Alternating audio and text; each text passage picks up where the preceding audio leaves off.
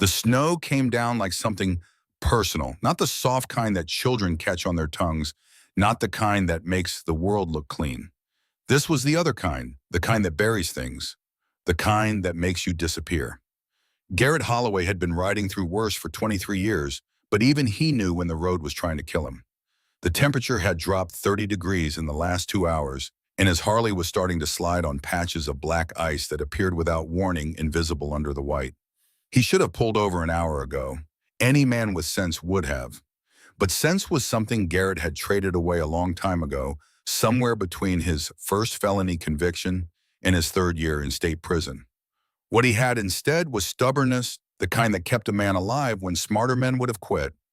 The highway stretched ahead of him like a scar through the Montana wilderness. No other vehicles, no lights, nothing but the howl of wind and the hiss of snow against his visor. He was supposed to be 300 miles south delivering a package he knew better than to ask about. The storm had pushed him off course, and now he was somewhere he didn't recognize, riding blind through a wall of white. That was when he saw it. A dark shape beneath a pine tree, maybe 50 yards off the shoulder. Small. Too small to be a deer, too still to be anything alive. But something about it pulled at him the way certain things do when the world is trying to tell you something you don't want to hear. Garrett's hand went to his belt. Old habit, the knife wasn't there anymore. He'd stopped carrying it 6 months ago, one of a dozen small decisions he'd made since walking away from the Iron Wolves. Small decisions that were supposed to add up to a different kind of life. He pulled the bike over, killed the engine, and stood in the screaming wind. The shape hadn't moved. Probably just a bag of trash blown off some truck. Probably nothing, but he walked toward it anyway. The snow was knee-deep off the road, and every step sent pain shooting through his bad knee, the one he'd wrecked in a fight outside a bar in Billings 8 years ago. He pushed through it, squinting against the wind, and as he got closer, the shape resolved into something that made his stomach drop. A child, a little girl curled against the trunk of the pine tree in a jacket so thin it might as well have been made of paper. She was small, 7, maybe 8 years old. Her arms were wrapped around something pressed against her chest, holding it the way a person holds the last thing they have left in the world. Her lips were blue. "Hey!" His voice came out rougher than he meant it to. Years of cigarettes and silence had stripped it down to gravel. "Hey, kid." Nothing. He knelt in the snow, wincing as his knees screamed in protest, and reached for her shoulder. Her skin was ice through the fabric. Hypothermia. Maybe 15-20 minutes from the kind of sleep you don't wake up from. "I'm not going to hurt you, but you're going to freeze out here if we don't move." Her eyes opened, not slowly, not the way a person wakes from sleep. Instantly, like a switch being thrown. Like she'd been awake the entire time just waiting. And the look she gave him stopped Garrett cold in a way the storm never could. She looked at him like she knew exactly who he was. "You came," she whispered. Garrett's brain stuttered. "What?" "She said you would come." The wind screamed between them. Snow collected on the girl's eyelashes, in her hair, on the ruined jacket that was doing nothing to keep her alive. And she stared up at him with eyes that were steady and knowing, far too certain for a face so young. "Who said that? Where are your parents?" The girl's grip tightened on whatever she was holding. "My mom, she's gone." "Gone where?" "Gone." The word came out flat. Final. The way only a child who has already learned about death can say it. Not dramatic, not tearful. Just a fact. A stone dropping into still water. Something twisted in Garrett's chest. Something he'd buried so deep he'd forgotten it was there. "Okay, listen to me. We need to get you warm. There's a gas station a few miles back." "Can you walk?" She shook her head. "Can I carry you?" A pause, then a tiny nod. He scooped her up and she weighed almost nothing. All bones and cold skin and that threadbare jacket and whatever she was clutching against her chest. She didn't protest, didn't struggle. Just pressed the thing she was holding between them and let him carry her back through the snow. "What's your name?" he asked, trying to keep her talking, trying to keep her conscious. "Lily." "Lily, I'm Garrett. You got a last name?" "Mercer." The name meant nothing to him. But something about the way she said it, like she expected it to mean something, made his stomach turn. "Where do you live?" "I don't know." "What do you mean you don't know?" "We moved a lot. Mom said we had to keep moving. She said someone was always looking for us. Garrett's arms tightened around her. Looking for you who? But Lily had gone quiet again, her eyes fixed on his face with that same unnerving intensity. Like she was studying him, like she was comparing what she saw to something she'd been told. He got her to the bike and wrapped his leather jacket around her. It swallowed her, whole hanging, past her knees, reeking of engine oil and road dust. She didn't complain, just sat there in the snow, watching him with those eyes that had seen more than any child should. All right, he said more to himself than to her. Gas station, food, heat. Then we figure out who to call. No, the word came out sharp, frightened. No what? You can't call anyone. Mom said if I ever got lost, I had to find you. Only you. Nobody else. Garrett stared at her. Kid, I don't know what your mom told you, but she showed me. Lily's hands moved inside the jacket, and for the first time, Garrett saw what she'd been clutching. All this time. A photograph, worn at the edges, creased down the middle like it had been folded and unfolded 1,000 times, handled in the dark, studied by flashlight in motel rooms and back seats, and all the temporary places where a woman on the run tries to hold on to something real. She held it up. The world stopped. It was him. 15 years younger, maybe more. Standing in front of a house he hadn't thought about in decades. Smiling, chilly smiling, which felt like looking at a stranger. And next to him, her arm looped through his, laughing at something the camera couldn't capture, no. Garrett couldn't breathe. Next to him was Nora, his baby sister. The girl who disappeared when she was 19, who left one morning without a word and never came back. Who he'd searched for until the club told him to stop, until the police stopped returning his calls, until everyone except him accepted that she didn't want to be found. The sister he'd convinced himself was dead because it hurt less than thinking she chose to leave. That's me, he whispered, his voice barely audible over the wind. Why do you have this? Lily's eyes filled with tears for the first time. Because my mom said you would save me. The photograph slipped from his fingers. He caught it before it hit the snow, but his hands were shaking now. Really shaking. Not from the cold. Your mom. He forced the words out one at a time, like each one cost him something. What's your mom's name? Nora. Nora Mercer. Nora Holloway. His sister had changed her name, and she'd had a daughter, and she'd told that daughter about him, and she'd kept a photograph for 15 years, and now, is she alive? The question came out raw and desperate, and he hated himself for the hope in it. Lily's tears spilled over. She died 3 days ago. She got sick, and we didn't have money for the hospital, and she just stopped breathing, and I stayed with her for a while because I didn't know what to do. Garrett sat down hard in the snow. He didn't care about the cold, didn't care about anything except the impossibility of what he was hearing. Nora was alive. Nora had a daughter. Nora was dead. All three truths stacked on top of each other like layers of earth over a grave. Lily kept talking, her voice steady in that terrible way that children's voices get when they've already cried themselves empty. She told me about you. She said you were the strongest person she ever knew. She said if anything happened to her, I had to find the man in the photograph. She said you were scary and you did bad things, but you were the only one who could protect me. Protect you from what? Lily went completely still. The tears stopped. Something behind her eyes closed like a door. From him, she whispered. My father. Something in the way she said it. Not anger, not sadness.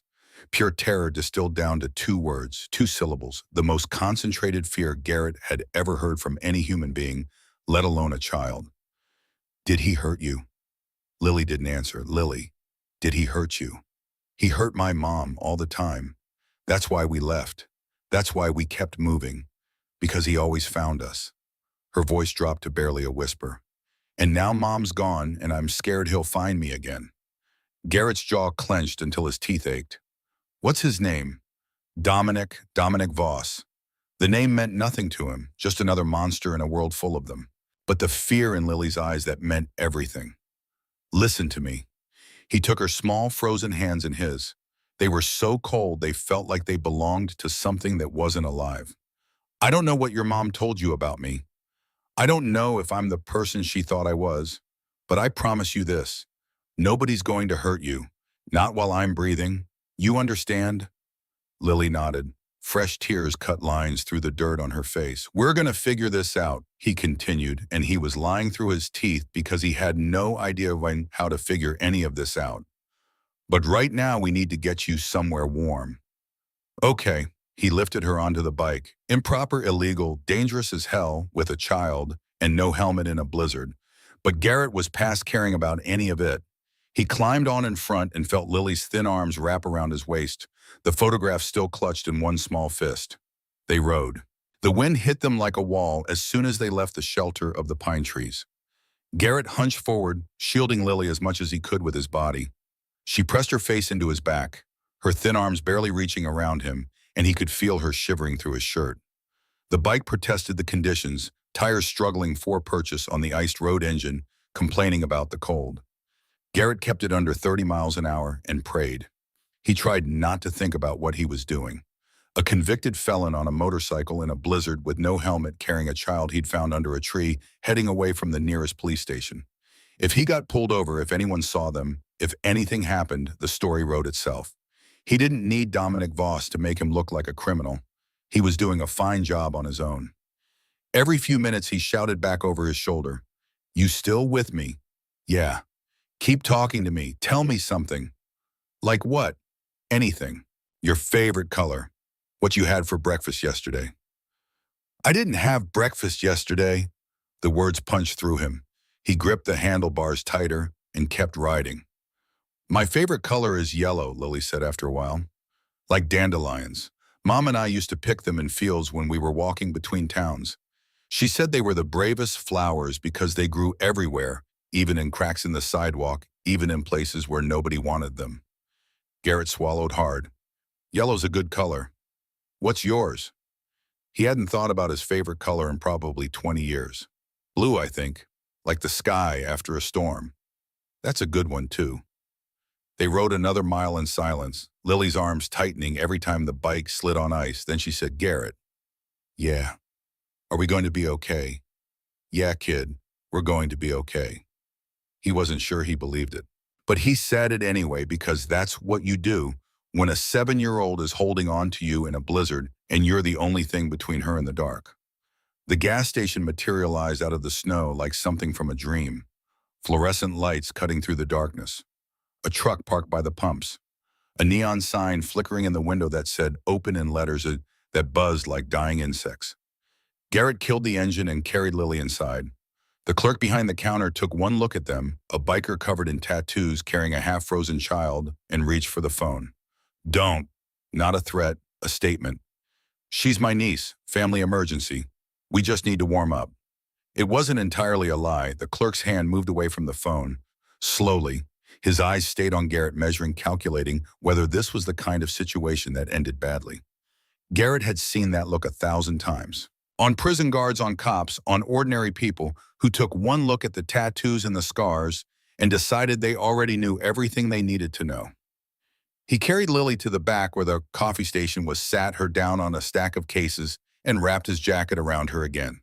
She was shivering violently now, which was actually a good sign. Her body was still fighting.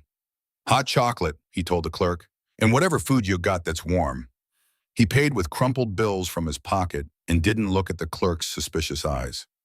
When he turned back, Lily was staring at the photograph again, running her thumb over Nora's face like she could feel her mother's skin through the paper. Garrett watched her for a moment before sitting down. She handled the photograph with such care, such reverence, like it was a holy object. And maybe it was.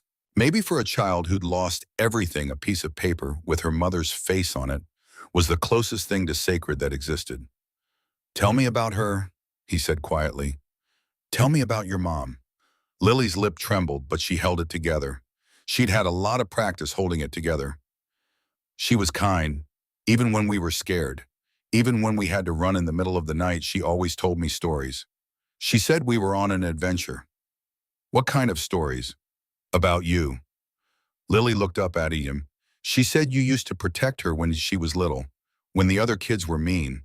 She said you always knew how to make her feel safe." Garrett's throat closed. He remembered. 7th grade. Some kid twice Nora's size making fun of her clothes because their family couldn't afford anything new. Garrett had seen her standing by the fence at recess, trying to pretend the words didn't land, trying to shrink herself into something small enough to be invisible. He'd walked across the yard without thinking, put that kid in the hospital with a broken nose and 2 cracked ribs, got expelled, first of many times.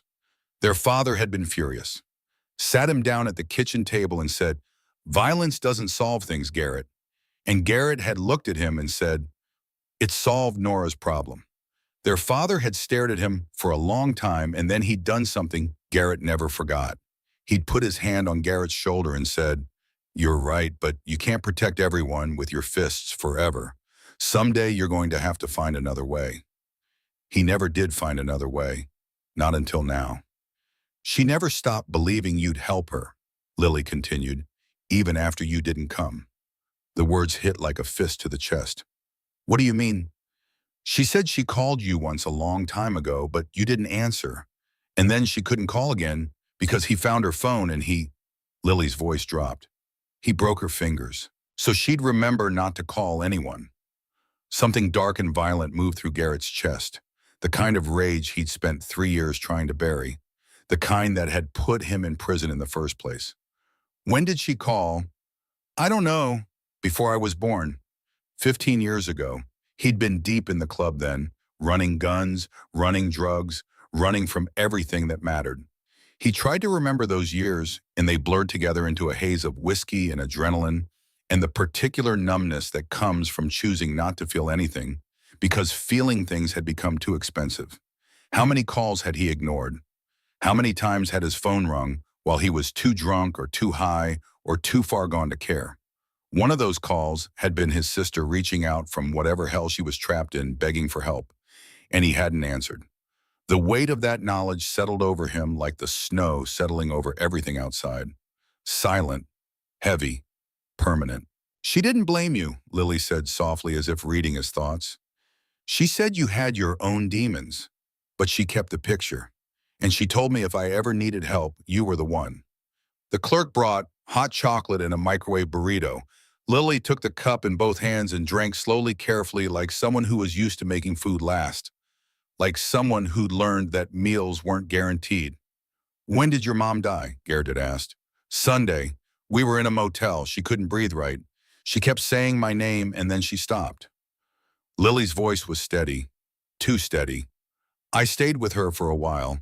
I didn't know what to do. Then I remembered what she told me. Find the man in the photograph. So I took the picture and I started walking." "Walking from where?" "The motel was near some mountains. I walked for a long time. Then a truck driver gave me a ride to a town. Then I walked more. Then the snow started. Then you found me. 3 days." This child had been on her own for 3 days, navigating the world with nothing but an old photograph and a dead woman's desperate instructions. She'd walked through mountains and hitched a ride with a stranger and kept going through a blizzard that would have killed most adults, all because her mother told her there was one person in the world who would keep her safe. "How did you know I'd be on this road?" "I didn't. I just kept walking. Mom said God would help me if I was brave enough." Lily looked up at him. "Are you God?" Despite everything, despite the horror and the grief and the rage building in his chest like a storm inside a storm, Garrett almost laughed. "No, kid, I'm definitely not God." "But you came."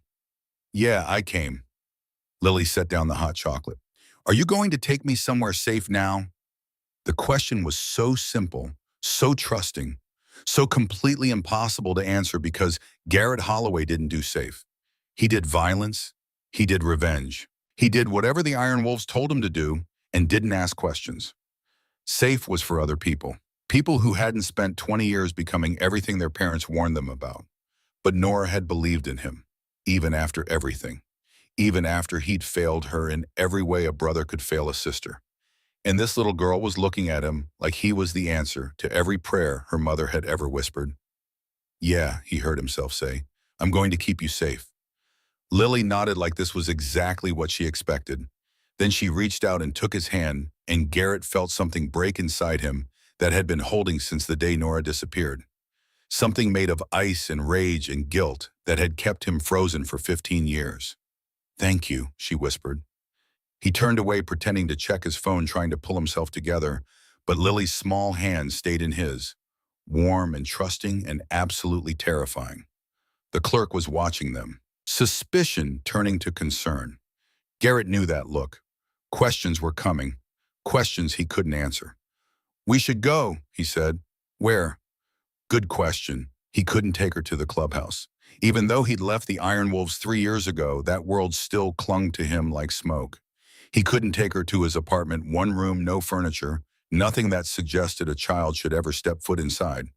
He couldn't take her to the police because Lily had made it clear that wasn't an option, and the terror in her voice when she said it was enough to convince him she had her reasons, which left exactly one choice, the place he swore he'd never go back to.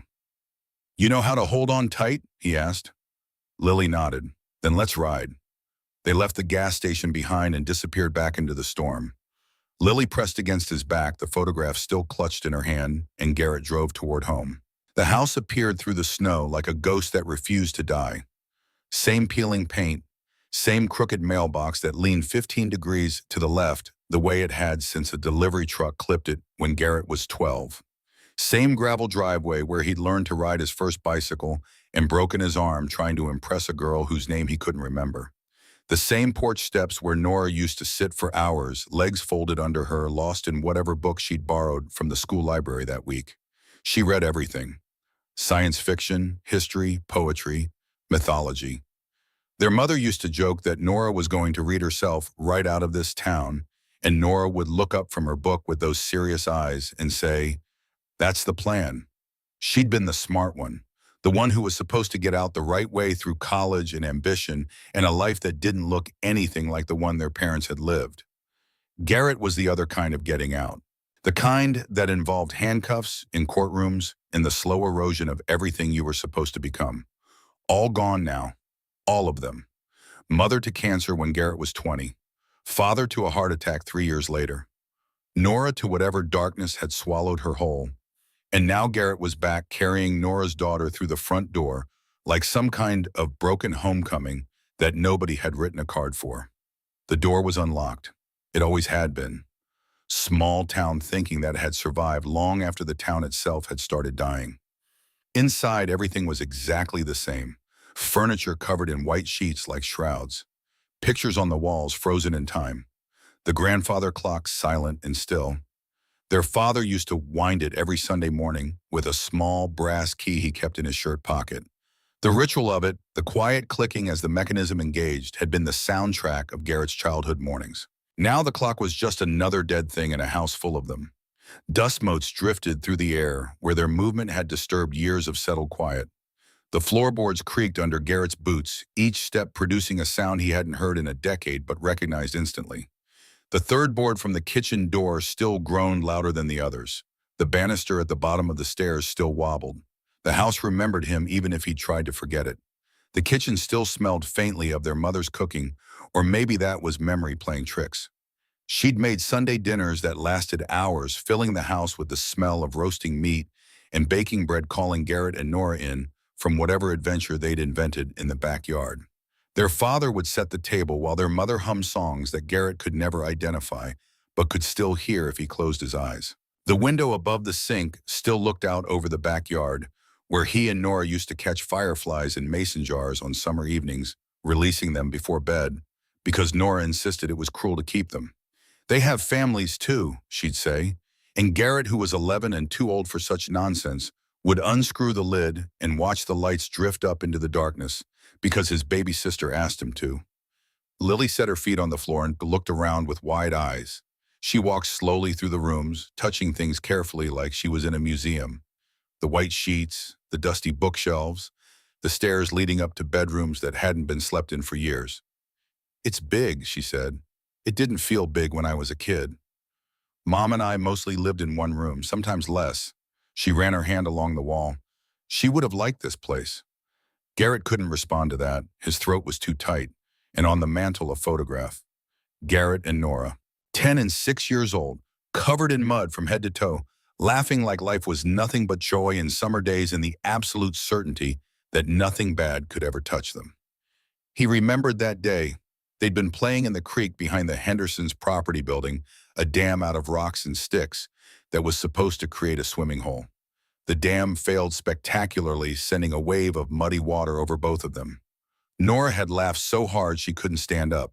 Their mother had taken the picture before making them hose off outside, and the look on her face behind the camera, that expression of pure, helpless love for these two muddy creatures she'd somehow created, was something Garrett still carried in a part of himself he couldn't name. Lily walked over to the mantel. She held up her own photograph, the one from her mother, and compared the two. Garrett in both, smiling in both, a person she wouldn't recognize if she met him on the street. "You were happy then," she observed. "Yeah, we were." "What happened?" Garrett sank into his father's old chair. The leather creaked under him. 20 years of dust puffed into the air. The chair smelled like pipe tobacco and old wool, and sitting in it felt like being held by a ghost. "Life happened. Bad choices happened. Your mom left and I didn't go after her the way I should have." "Why not?" "Because I was angry. Because I thought she abandoned me. Because I was too proud to admit I needed her as much as she needed me." The words came out like a confession, like he was talking to a priest instead of a 7-year-old. "And now she's gone and I can't fix it." Lily climbed into the chair beside him. There wasn't really room for both of them, but she made it work, tucking herself against his side like she'd been fitting into small spaces her whole life, which Garrett realized she had. The two photographs lay between them, past and present, joy and grief. "She wasn't mad at you," Lily said. "She told me you were the best brother anyone could have. She said she was sorry she left, but she had to, because of him." Dominic, Lily's whole body tensed at the name. "Yeah. Tell me about him." Her voice went small and careful, the way a person talks about a loaded gun sitting in the middle of the room. "He was nice at first. Mom said when they met, he bought her things, took her to nice places, made her feel special. Like she was the most important person in the world." Lily paused. "But then she got pregnant with me, and everything changed. He got angry. He said she trapped him. He started hurting her." Garrett's fists clenched against the arms of the chair. "She tried to leave, but he always found her. He had money.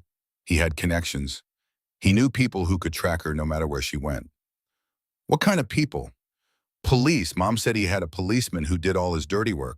She called him Dominic's shadow." "You know his name?" Lily's forehead creased in concentration. "Detective something, Hargrove. Detective Hargrove." Garrett didn't know the name, but he filed it away in the part of his brain that had learned to catalog threats during 20 years of living among dangerous men. "What else?" "He has cameras. In the houses where we stayed, Mom found them sometimes, hidden in the walls and the smoke detectors. That's how he always knew when we moved." Garrett felt sick. The thought of it. A man who could afford to wire every temporary home his fleeing partner took shelter in, who could sit somewhere comfortable and watch her try to build a life, watching her sleep, watching her daughter grow, watching and waiting for the right moment to reach out and drag them back. "Lily, did your mom ever write anything down, notes, journals, anything about Dominic?" "She had a diary. She wrote in it every night after she thought I was asleep, but I could hear the pen scratching. Dates, times, things he did. She said if she ever got brave enough to go to the real police, not the ones Dominic owned, she wanted to remember everything exactly right." Lily's voice broke. "But she burned it before she got too sick. She said it was too dangerous to keep." Evidence. Nora had kept evidence and then destroyed it because she knew Dominic's reach was too long, his net too wide, his eyes too many. She'd spent 8 years building a case she was too terrified to use. Garrett leaned back in the chair, feeling the weight of everything pressing down. Outside, the storm raged. Inside, the silence was worse. Lily tugged his sleeve. "Garrett, yeah. Mom said something else. She said that no matter what happened, you'd know what to do. She said the Holloway family doesn't quit." "The Holloway family doesn't quit." Their father used to say that. Used to say it when the bills piled up, when the car broke down, when life threw its fists. Garrett had forgotten. Or maybe he'd tried to forget because remembering meant acknowledging how far he'd fallen from anything his father would have recognized. "Your mom was braver than me," Garrett said. "She said the same thing about you." They sat in silence while the storm howled outside. Garrett found blankets in the hallway closet, musty but clean, and made up the old couch. Lily curled into it immediately, the photograph tucked under her pillow like a talisman. Garrett, she murmured, already half asleep. Yeah, don't let him find us. I won't. She was asleep within minutes. The sleep of someone who'd been running on empty for far too long, whose body had finally decided it was safe enough to shut down. Garrett sat in his father's chair and watched her breathe. This impossible child, this living, breathing piece of his sister, this reminder of everything he'd failed to protect. His phone buzzed. He checked it without thinking, and the blood drained from his face. 3 missed calls from a number he didn't recognize. Then a text message. I know you have her. Garrett's hands went still. Another text. Return her and I'll forget this happened. Then a third. Make me come get her, and you'll regret it. He stared at the screen. The storm outside was nothing compared to what was building inside him. Fear, yes, but underneath the fear, something older and more dangerous. The thing that had kept him alive in prison, that had made him useful to the Iron Wolves, that had earned him a reputation as the man you didn't push unless you wanted to find out what happened when you pushed too far. His phone rang. Unknown number. He stepped into the hallway and answered. How did you get this number? The same way I find everyone. Dominic Voss's voice was smooth-cultured, the kind of voice that belonged in boardrooms and charity galas. Not threatening phone calls. But beneath the polish, Garrett could hear something else. Something cold and coiled and patient. You're not as invisible as you think, Mr. Holloway. Stay away from us. Us? How noble! The outlaw biker playing hero. Dominic laughed, and it was worse than any threat. It was amusement, like this was all a game he had already won. You have something that belongs to me. Lily doesn't belong to you. She's my daughter. You're a monster who beat her mother to death. Silence. Then very carefully. Her mother was mentally unstable. The authorities will confirm that she had a history of drug use, erratic behavior, running from imagined threats. A troubled woman who kidnapped my daughter 8 years ago. I've been searching for them ever since. The pieces clicked into place. Dominic wasn't just powerful. He was smart. He'd already built the narrative, already laid the groundwork to make himself the victim and Garrett the villain. A convicted felon with a violent record found with a missing child in the middle of nowhere. How did that story end? I'm giving you one chance, Dominic continued. Bring Lily to the police station in Meridian County by noon tomorrow, and I'll make sure the charges against you are minimal. Go to hell. Then I'll come get her, and when I do, you'll wish you'd taken my offer. The line went dead. Garrett stood there, phone in hand, feeling the walls close in. He walked back to the living room. Lily was still asleep, but restless now, her face twitching with whatever dreams hunted her even here. His phone buzzed again. Different number. Garrett Holloway. A voice he hadn't heard in years. Sheriff Landry, the man who'd arrested Garrett when he was 22. The man who'd testified at his trial. Who'd told the court that Garrett Holloway was exactly the kind of person their community didn't need. Sheriff, got an interesting call this morning. Man named Dominic Voss says you kidnapped his daughter. That's not what happened. Then come down to the station and we'll sort it out. Can't do that. Can't or won't. Both. Nora ran to protect Lily. She ran for 8 years. Now Nora's dead, and Dominic wants to finish what he started. That's a serious accusation. It's the truth. Then prove it. Bring the girl in. Let us investigate properly. You mean let Dominic's people bury it like Hargrove? Silence. How do you know that name? Because he's the reason my sister could never come home. Because he's probably listening to this call right now. Another pause. Longer this time. Then Landry's voice came back harder. You've got 2 hours, Garrett. After that, I'm putting out a warrant, and every cop in 3 states will be looking for you. Don't make this worse than it already is. The line went dead. Garrett sat down. 2 hours. Dominic had the police. Dominic had money. Dominic had a story that made him the victim and Garrett the criminal. And Garrett had nothing. A dead sister. A felony record. An old house full of ghosts. He pulled out his phone and called the only number he had left. 3 rings. 4. Then Dale Forge Whitfield, the man who'd sponsored Garrett when he prospected for the Iron Wolves, who'd taught him to fight dirty and survive dirtier. who'd been the closest thing to a brother Garrett had ever known outside of blood. Forge, it's Garrett. Silence. Then, you got some nerve calling this number. I know. You disappeared 3 years ago without a word. Club thought you were dead, or worse. I needed out. Nobody gets out. You know that. I'm not asking to come back. I'm asking for help. Help. Forge's voice was flat, unreadable. You walk away from your brothers, and then you come crawling back when it's convenient. It's not for me, it's for Nora. Another pause. Garrett could hear the sounds of the clubhouse in the background. Engines, voices, a world he'd abandoned. Nora's been gone 15 years. She's dead, Forge. Died 3 days ago.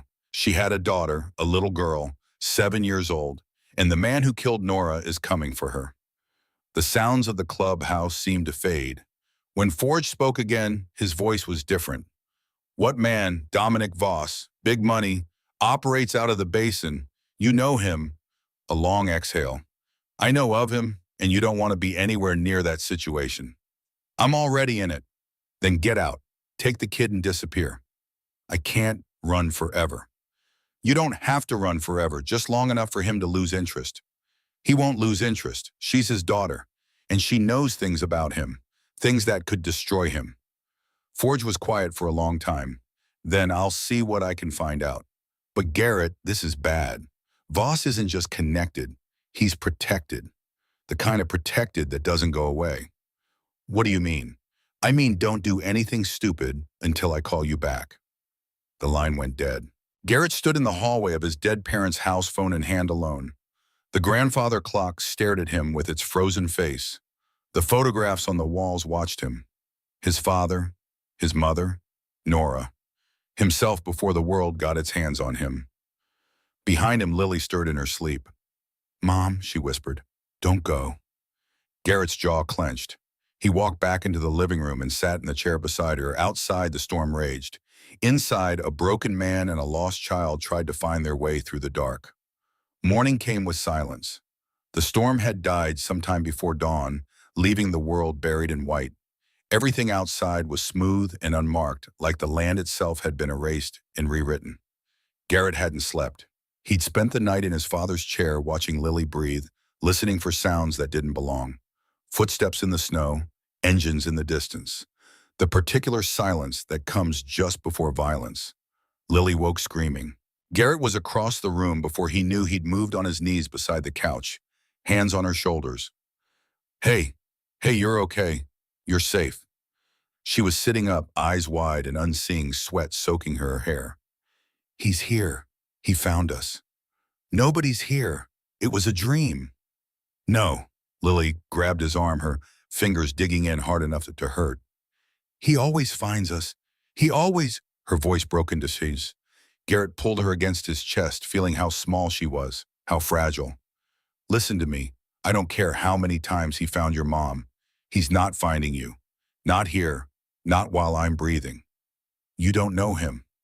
Then help me. Tell me everything. Help me understand what we're dealing with. Lily pulled back, wiping her eyes with the heel of her hand, a gesture so practiced, so adult that it made something ache behind Garrett's ribs. He has people everywhere, police, judges. Mom said he owns half the county where we used to live. That's why we could never go to the cops. That's why we had to keep running. Which county? I don't know the name. There were mountains, a big lake. Mom called it the basin. Garrett knew exactly where she meant. Rich people's territory 3 hours north. The kind of place where money bought silence and power bought everything else. What does Dominic do? Real estate. Mom said he buys buildings, lots of them. And he knows things about people, things they don't want anyone to know. He uses it against them.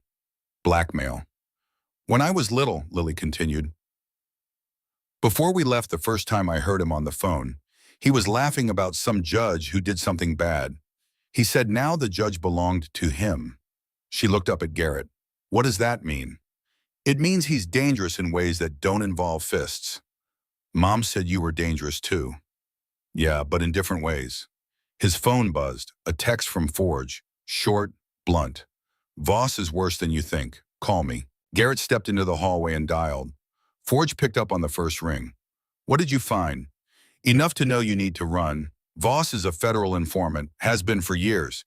He rats out his competition to the FBI in exchange for immunity. That's how he stays clean while running half the criminal operations in the basin. Garrett's stomach dropped. So he's untouchable. I didn't say untouchable. I said protected. There's a difference, but the difference is thin. You want my honest advice? Yeah. Take the kid, disappear.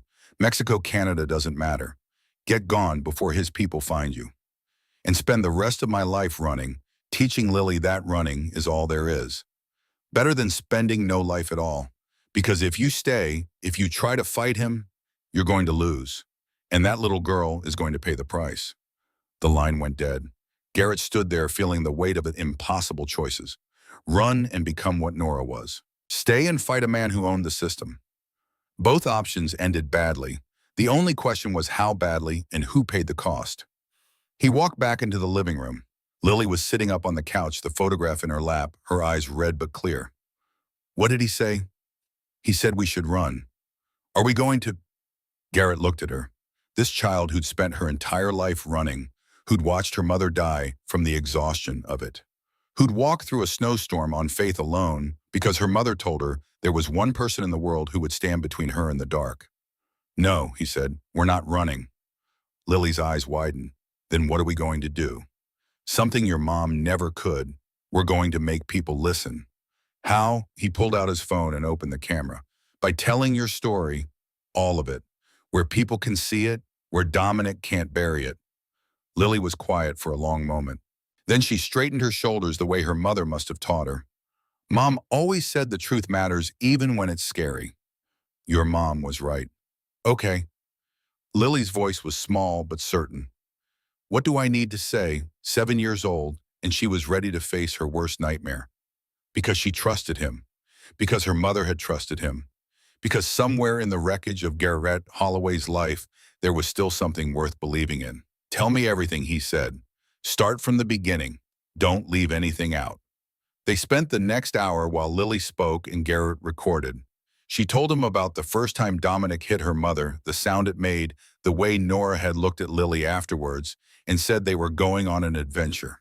She told him about the motels and the shelters and the cars that sometimes followed them, and the way her mother checked every window and every lock and every shadow before she could sleep. She told him about finding Nora's body in a motel room, about sitting with her mother for hours holding her cold hand waiting for her to wake up, about finally understanding that she wouldn't. She told him things no child should ever have to say out loud, and Garrett listened, his rage building, with every word his resolve hardening into something unbreakable. When she finished, her voice was raw and thin. Is that enough? More than enough. Lily looked at him. Garrett, are you scared? Yeah. Good. Mom said that's how you know you're doing the right thing. Sheriff Landry's 2-hour deadline had passed. Somewhere, a warrant was being written. Dominic was tightening his grip on a story that painted Garrett as the villain. We need to move, he said. We're going to find someone who can help us use what your mom left behind. Who came? Someone your mom trusted. Someone who runs a place called Sanctuary. Lily's eyes flickered. I think I remember that name. From when I was very little. They walked out into the white morning, and Garrett lifted Lily onto the bike. She held on tight, the photograph pressed against his back. And they rode toward whatever was waiting. Sanctuary sat 20 miles outside of town, hidden down a dirt road that most people didn't know existed and the rest had forgotten about. The building looked like something the world had given up on. Peeling paint the color of old bone. Boarded windows. A rusted sign by the entrance that said closed in letters so faded they were barely there. Perfect camouflage. Garrett knocked. 3 times, paused, twice more. A signal from a different life from the time he'd brought Nora here after their father's funeral. The door opened a crack. A face appeared. 60-something. Steel gray hair pulled back tight. Eyes that had seen every kind of cruelty and had decided against all evidence that kindness was still worth the effort. We're closed, she said. Ruth, it's Garrett Holloway. Those sharp eyes narrowed, traveled over the tattoos, the scars, the damage. I know who you are. Question is, why are you here? I need help. Don't we all? But her gaze shifted to Lily and something softened. Not into weakness, into recognition. Who's the child? My niece, she's in danger. Ruth studied them both. Then she opened the door. 5 minutes, convince me. Inside the building was nothing like its exterior. Clean, organized. A warren of small rooms where women could hide, he'll begin again. Ruth led them to a table. Lily sat close to Garrett, her eyes cataloging exits and windows the way her mother must have taught her. Nora's dead, Garrett said. Ruth's face went pale. She sat down slowly. When Bush, 3 days ago, Lily was with her. Ruth looked at the girl. Nora Holloway's daughter. Nora Mercer, Lily corrected quietly. She changed her name. Smart girl. Ruth walked to a filing cabinet and pulled out a folder. Inside were intake forms and a photograph of Nora holding a younger Lily. Nora looked tired in the picture. Beautiful and tired and afraid. She came here 4 years ago, Ruth said. Told me about Dominic Voss. Told me he had connections everywhere. I believed her. She also told me she had insurance, something that could destroy him. Did she say what? No, just that she was too scared to use it, because using it would bring everything down and she was afraid of what would happen to Lily in the fallout. Garrett pulled out his phone. I recorded Lily's testimony this morning, but it's not enough. He's controlling the narrative. What are you asking for? A computer that can't be traced and contacts Dominic doesn't own. Ruth weighed the risk.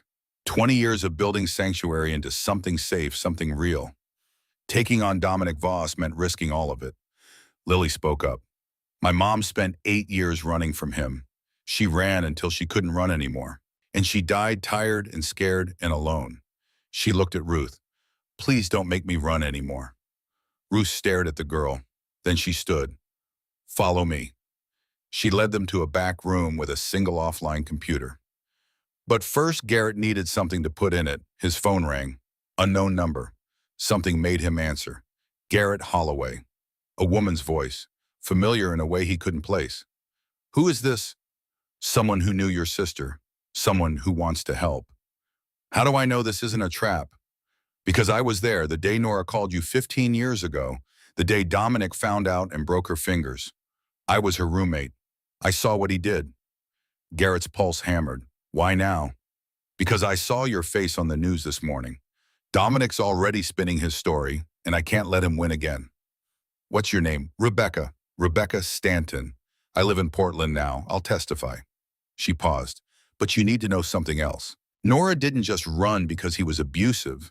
She ran because she found something. Something he would kill to keep hidden. What? Proof, evidence of everything. She told me she hid it somewhere safe, somewhere he'd never think to look. She said if anything happened to her, you would know where to find it. She said you were the only person who understood how her mind worked. The call ended. Rebecca's words echoed. You would know where to look. You were the only person who understood how her mind worked. Where would Nora hide something not in a motel room, not in a shelter, not anywhere temporary, because everything in her life had been temporary. She needed something permanent, something she could carry with her, something she would never ever let go of. He looked at Lily, the photograph. When did your mom give it to you? The day before she died. She made me promise to keep it safe. She said it was the most important thing in the world. Can I see it? Lily handed it over. Garrett held it up to the light from the window. The crease down the middle wasn't random. It was deliberate, precise. And when the light passed through the paper, he could see a faint outline, a shadow within the photograph itself, something between the layers. His hands shook as he carefully, gently began to separate the front from the back.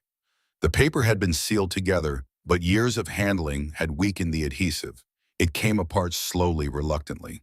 And there, pressed flat between the two layers, no larger than a fingernail, was a micro SD card. Lily gasped. What is that? Your mom's insurance policy and maybe our way out. Ruth was already clearing space at the computer. Garrett inserted the card. The files loaded slowly. The machine was old, the card was full. Then the directory opened. Documents, photographs, audio recordings, video files, hundreds of them, 8 years of meticulous documentation. 8 years of a woman who knew she might not survive building a record so complete that her death wouldn't be the end of the story. Garrett clicked the first document. A ledger. Names, dates, amounts, payments to police officers, judges, city councilmen. All in Nora's careful handwriting, each entry numbered and cross-referenced to supporting evidence. This wasn't the hasty scribbling of a frightened woman. This was organized, methodical, precise, like a librarian cataloging the apocalypse. Ruth leaned in, reading over his shoulder. She was building a legal case. This is prosecutorial quality documentation. How did she learn to do this? She was always smart, Garrett said quietly. Smartest person I ever knew. The second document was a printed email chain. Dominic Voss discussing how to handle a problem witness. A woman named Margaret Whitley who'd seen him assault Nora at a restaurant. The emails were clinical, businesslike. Two men discussing the elimination of a human being the way other people discussed plumbing repairs. The solution involved Detective Hargrove in a staged car accident. A note in Nora's handwriting. Witness died 6 months later. Margaret Whitley, age 34, mother of 2. Cause of death listed as single vehicle accident. No investigation. She had circled the words, mother of 2, and drawn an arrow to the margin where she'd written, she had children too. Garrett's hands clenched on the desk. The third file was an audio recording. He pressed play. Dominic's voice filled the room crystal clear, recorded from close range. Nora must have hidden a device somewhere on her body or in the room, risking everything to capture his words. I don't care what you have to do. Find her, bring her back, and make sure she understands what happens when she runs from me. A second voice, quieter, deferential. Hargrove. And the kid stays with me. She's leverage. As long as I have the girl, Nora won't go far. Lilsla made a small sound. That's him. Ruth put a hand on her shoulder. You don't have to listen. Yes, I do. Mom listened when she recorded it. She sat in a room with that man and hid a microphone somewhere and stayed calm enough to get his words on tape. The least I can do is hear it. The room was silent after the recording ended. Garrett could hear his own breathing. He could hear Lily's. He could hear the old computer humming. More files, more crimes. Blackmail material on prominent people. Money laundering through shell companies and real estate. Records of witness intimidation. A timeline handwritten tracking every threat Dominic made and every action his network took in response. Some entries were annotated with newspaper clippings, court records, obituaries. Nora had cross-referenced everything. She'd built a web so detailed that any prosecutor with half a brain could follow it from the first thread to the last. And photographs. Nora, her face bruised and swollen, standing in front of a mirror, the camera held steady despite what must have been terrible pain. Each photograph dated, each one worse than the last. Nora holding baby Lily, a cut above her eye, blood still fresh. The contrast was sickening. The tenderness in the way she held her daughter against the violence written on her face. Nora in a hospital gown, medical reports documenting fractured ribs and a concussion. The admitting doctor had noted suspected domestic violence. No police report was filed. She had photographed everything. Every injury, every piece of paper. For 8 years, while running and hiding and keeping her daughter alive, she'd been building a weapon she was too afraid to use. She kept everything, Ruth whispered. She wasn't just surviving, Garrett said. She was preparing. Because using it meant dying, Lily said quietly. They both looked at her.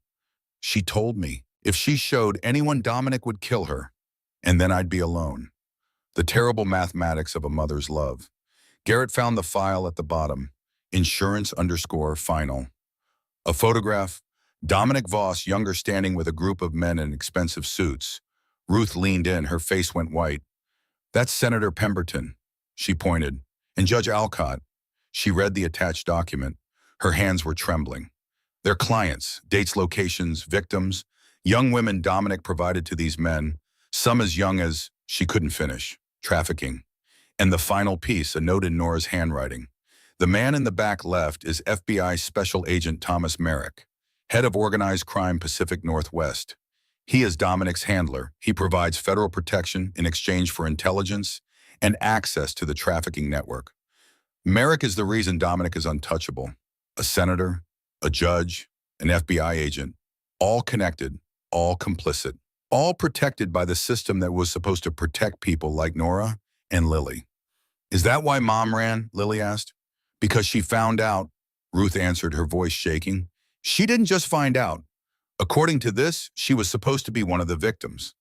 Dominic met her to recruit her, but she got pregnant and he decided to keep her instead. Like property. There was a video file, dated 3 days before Nora died. Garrett clicked play. Nora's face filled the screen, older than he remembered, thinner, but her eyes were fierce, Holloway eyes. If you're watching this, I'm already gone. Her voice was weak. She coughed between sentences. And if Lily found you, Garrett, then I was right about you. I was always right about you.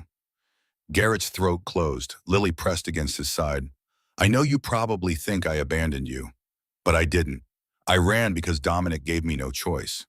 I ran because staying meant watching him destroy everything I loved. Nora paused, breathing hard. I should have told you. Should have asked for help. But I was 19 and scared, and I thought I could handle it alone.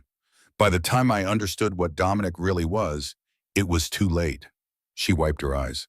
So I ran, and I documented everything because I knew someday someone would need to stop him. Someone brave enough to use what I couldn't. She looked directly into the camera. Garrett, if Lily's with you, then you're that someone. You're the only person I ever trusted to do what's right, even when it's hard. Even when it's scary. The video flickered. Her breathing grew more ragged. There's one more thing on this card. The file called insurance_final. Use it to protect my daughter, because she's the only good thing I ever did.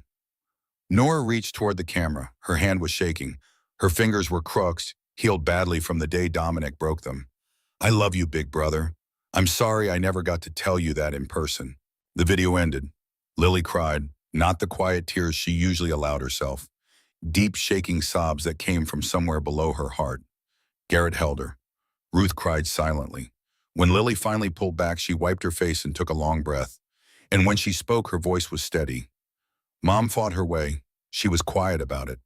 She collected everything and waited. But she ran out of time. She looked at Garrett. Now it's our turn. We have to go public, Ruth said, already moving. She grabbed a flash drive and began copying files. I have contacts, journalists who can't be bought, federal agents outside Merrick's office. He already knows something's wrong, Garrett said. Then we don't have time to be careful. Ruth's fingers moved across the keyboard. 20 years of smuggling information out of dangerous situations had made her fast. The front door exploded inward. The sound was enormous. Wood splintering, metal tearing, cold air rushing in. Garrett moved on instinct. He pushed Lily behind him.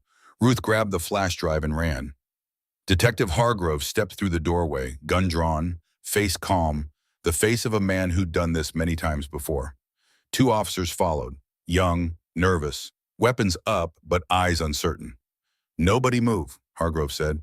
Where's the girl? Safe from you. Mr. Voss has been patient. Patience has limits. The evidence is already out, Garrett said. Whatever you do, it won't matter. What evidence? 8 years of documentation, payments to corrupt officials, murdered witnesses, trafficking operations, including emails with your name on them, detective. Something flickered behind Hargrove's eyes. Ruth's voice came from behind them. She'd found her way back through a side door phone held high. It's done. Every file, sent to 20 news outlets and 5 federal agencies that have nothing to do with Merrick's office. Her voice was steel. I've been doing this for 20 years, detective. Hargrove's gun shifted toward Ruth. You're making a mistake. Nora made the evidence. Her daughter carried it through a blizzard. Her brother gave it to me. I just pressed send. Then you're all dead. Kill us, every one of us, the same day the files go public. That's not damage control. That's confirmation. And then Lily stepped out from behind Garrett. Lily, stay back. No, Wheaton. Her voice was clear, loud. She looked directly at Hargrove. I know who you are. Mom wrote about you, the woman you killed. Margaret Whitley. Mom kept the emails about how to make it look like an accident. Hargrove's professional mask cracked, fear underneath. Kid, you don't know what you're talking about. I know my mom spent 8 years writing down everything you did, and now everyone's going to read it. Officer Pruitt moved, the young one. He stepped between Hargrove and Lily, weapon shifting to cover the detective. "What the hell are you doing?" Hargrove snapped. "Something I should have done 2 years ago." Prewitt's voice shook, but his aim was steady. "I'm done looking the other way. You're throwing away your career. Better my career than my soul." The other officer holstered his weapon, turned, and walked out without a word. Hargrove stood alone. Ruth's phone buzzed. "The story's going live. CNNAP Reuters. This is National Detective." The radio crackled. "All units, federal agents en route, stand down." The color drained from Hargrove's face. He turned and bolted through the broken doorway, footsteps fading into snow. Prewitt lowered his weapon. "I'm sorry, I should have done something sooner." "You did something now," Garrett said. Lily took Garrett's hand. Her grip was strong. "Is it over?" "Not yet, but close." Ruth was on the phone talking fast. When she hung up, her expression was grim. "The story's breaking nationally, but Dominic knows. He's on his way here. Private security, ex-military. 20 minutes. Garrett looked around. Ruth, Prewitt, Lily, a shelter full of women who had nothing to do with any of this. "We need to get everyone out. He'll have people on the roads." "Then we don't run." He looked at Lily. "We've been running our whole lives," she said. "Running didn't save anyone. We stay." Within 15 minutes, Ruth's network arrived. 3 women who'd survived their own nightmares. They brought phones, cameras, every device that could record and broadcast. By the time headlights appeared at the end of the dirt road, tens of thousands of people were watching live. 4 black SUVs, military formation. Their headlights cut through the darkness like searchlights sweeping across the front of the building, illuminating the cameras in the windows, the faces watching from inside. Dominic Voss stepped out. He was smaller than Garrett expected, not short but compact, contained. The kind of man who didn't need physical size because his power came from elsewhere. He wore a dark overcoat that probably cost more than everything Garrett owned combined, and his shoes were wrong for the snow. The shoes of a man who was used to other people dealing with inconveniences like weather. But it was his face that Garrett focused on. This wasn't the smooth, cultured man from the phone call. The mask had shattered. His eyes were wild, scanning the building, the cameras, the dirt road behind him, where escape was still possible. The face of a man whose carefully constructed world was coming apart in real time, and who was trying to decide whether to run or fight. He chose fight. Men like Dominic always did, because running meant admitting they'd lost, and men who built empires on control and fear couldn't survive the admission that control was an illusion. 6 armed men emerged behind him, professional, moving like soldiers, fanning out, checking sightlines, communicating with hand signals. These weren't local police doing favors. These were private contractors, the kind of men who worked for whoever paid the most and didn't ask questions about what they'd be asked to do. Garrett felt a cold certainty settle over him. These men would kill everyone in this building if Dominic told them to. And the only thing standing between that order and its execution was the fact that the whole world was watching. He looked at Lily. She was pale but steady, standing beside him, not behind him. He'd stopped trying to push her back. She wasn't the kind of child who hid. "Stay close," he said. "I will." Garrett walked out to meet Dominic on the threshold. The snow was falling softly now, drifting down through the headlight beams like something almost beautiful. In different circumstances, it might have been peaceful. But there was nothing peaceful about the way Dominic's eyes locked onto Garrett. Nothing peaceful about the 6 men with weapons spreading out behind him. Nothing peaceful about the red recording lights blinking from every window. Dominic's eyes moved past Garrett to the cameras, to the phones, to the fact that his face was being broadcast to an audience that grew larger by the second. "It's over, Voss." Dominic smiled, the smile of a man standing in the ruins.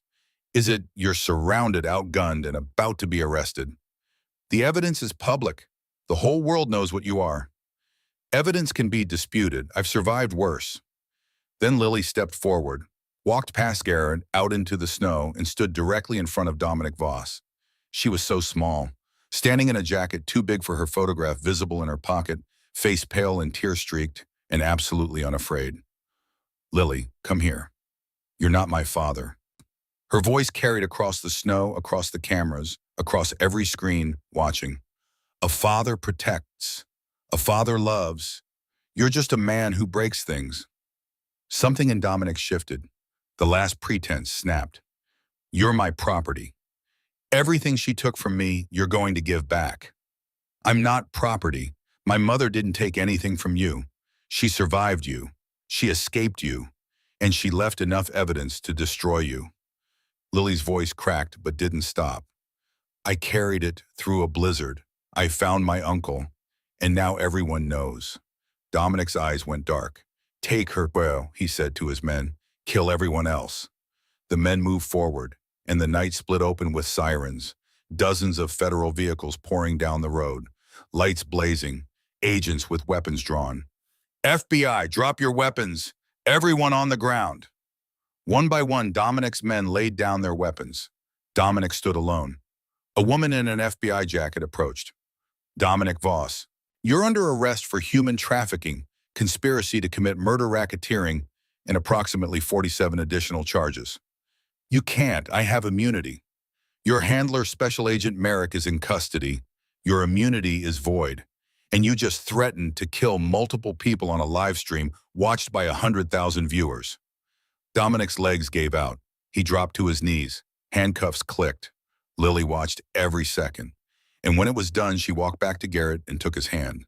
Is it really over? She whispered. The hard part's over, but we've still got a long way to go.